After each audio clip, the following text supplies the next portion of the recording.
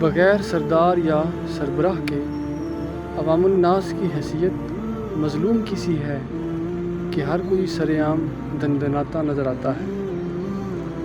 جب تک تم اصولوں پر قائم نہ رہو سچائی کو نہیں پا سکتے۔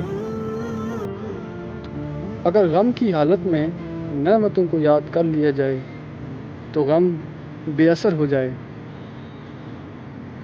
اپنے حق کو سمجھو، اس کے بغیر نہ دوسرے کا حق ادا کر سکتے ہو اور نہ ہی اپنا حق لے سکتے ہو۔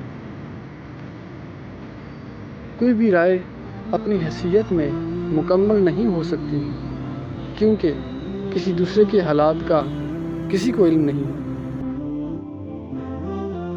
اس پر بھروسہ مت کرو جو اگلے لمحے کی حقیقت سے ناآشنا ہے۔